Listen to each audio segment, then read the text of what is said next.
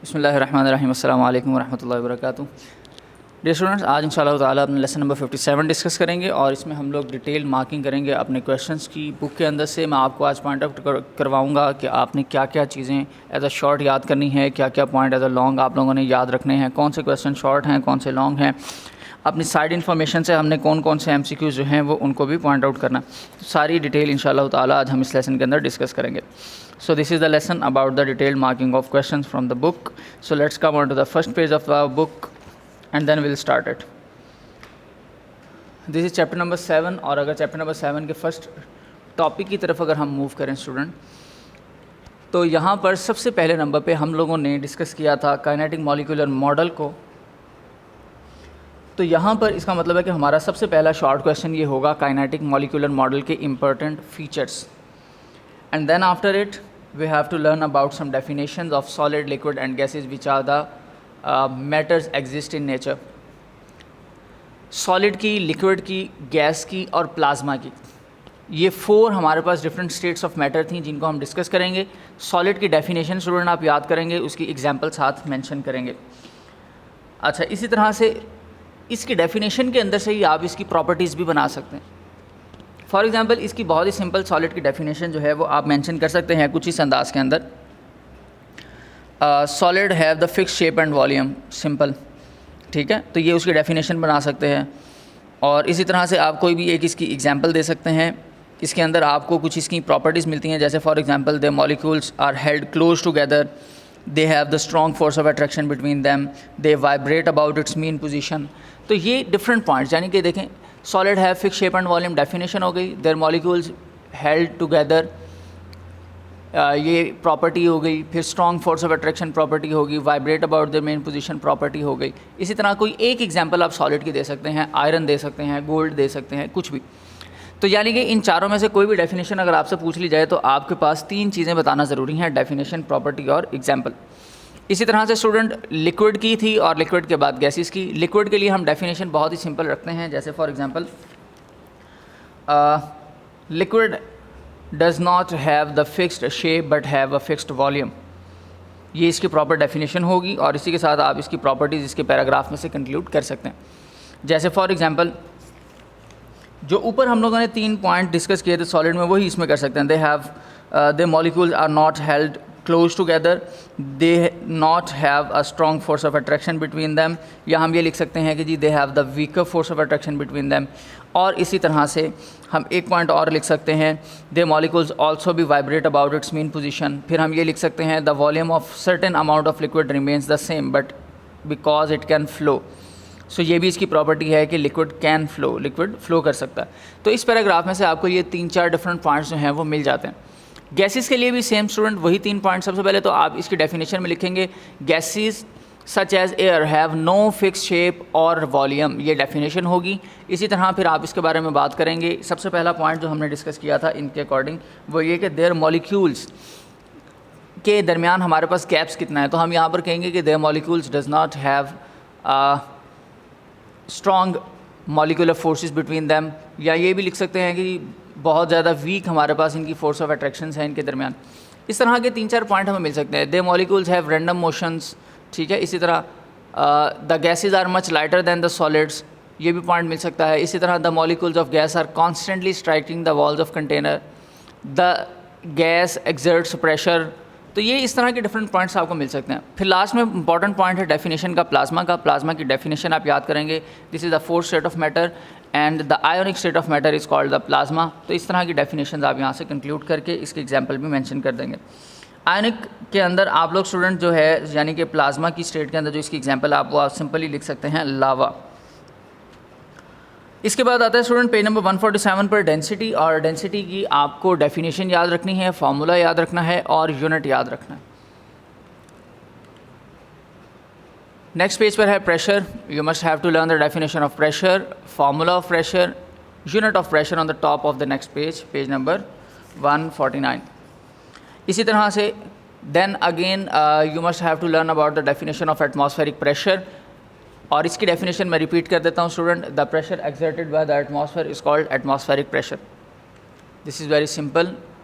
अच्छा, इसके बाद हमारे पास लॉन्ग क्वेश्चन है जी, यूज़ ऑफ बैरोमीटर या measuring atmospheric pressure with the help of barometer.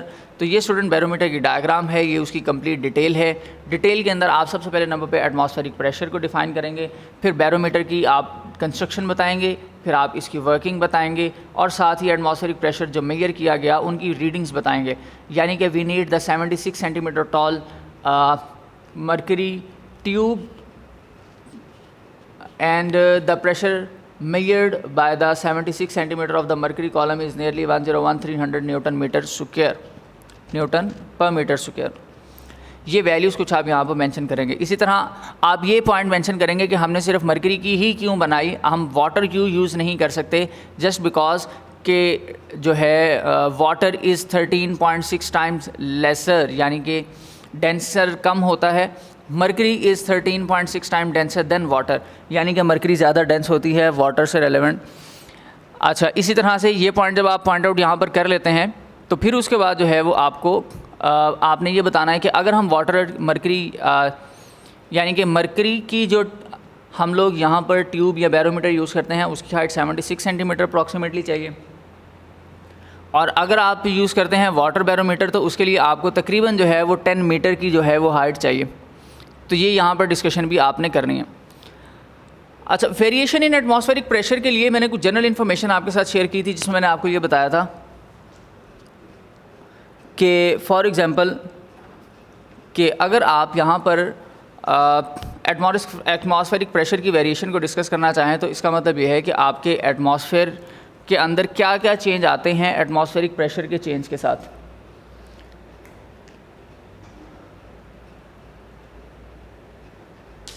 अच्छा, इसी तरह से स्टूडेंट एटमॉस्फेरिक प्रेशर की जो 3 पॉइंट्स हैं मैंने आपको बताया था क्लाइमेट चेंज के हवाले से, और अगर आपका प्रेशर कम हो जाए और इस तरह से अगर आपके प्रेशर में इंक्रीज़ आ जाए तो क्या क्या पॉइंट्स होते हैं, जो हमने की पॉइंट्स के फॉर्म में डिस्कस किए थे। अगर स्टूडेंट हम डिस्कस करें यहाँ पर प्रेशर इन अ लिक्विड को, तो प्रेशर इन अ लिक्विड की कैलकुलेशन के लिए आपको सबसे पहले तो फार्मूला चाहिए और प्रेशर इन अ लिक्विड की डायग्राम को और इसके एक्सप्लेनेशन को आपको अंडरस्टैंड करना है। उसके लिए फार्मूला जो है वो हमने नेक्स्ट पेज के ऊपर डिज़ाइन किया हुआ। नेक्स्ट एक इंपॉर्टेंट सेकंड लॉन्ग क्वेश्चन जो है हमारे चैप्टर का, which is the Pascal's law. Pascal's law आपसे स्टूडेंट जब भी पूछा जाएगा उसके साथ आपकी एक एप्लीकेशन लाजमी पूछी जाती है और हम एक ही ज़्यादातर डिस्कस करते हैं। अगर हम पास्कल्स लॉ की बात करें स्टूडेंट तो this is the definition of Pascal's law and then this is the application of Pascal's law, और ये उसकी डायग्राम, उसकी एक्सप्लेनेशन और मैथमेटिकल डेरिवेशन है जो साथ साथ आपने लाजमी मेंशन करनी है। इसके बाद स्टूडेंट हमारे पास एक हाइड्रोलिक प्रेस के अलावा ब्रेकिंग सिस्टम ऑफ व्हीकल जो है ये भी एप्लीकेशन में आता है पास्कल्स लॉ की, लेकिन हम इसको डिस्कस नहीं करते, सिर्फ एक ही चीज़ को डिस्कस कर लेते हैं। इसके बाद फिर आपके पास एक लॉन्ग क्वेश्चन है आर्चिमिडीज प्रिंसिपल का, जो बहुत ज़्यादा इंपॉर्टेंट तो खैर नहीं है लेकिन फिर भी इंपॉर्टेंस इसकी कम भी नहीं है। तो इसके अंदर भी स्टूडेंट सबसे पहले आपको इसकी डेफिनेशन, इसकी डायग्राम को एक्सप्लेन करेंगे। Consider a solid cylinder of cross sectional area and then the mathematical derivation for the formula of Archimedes principal.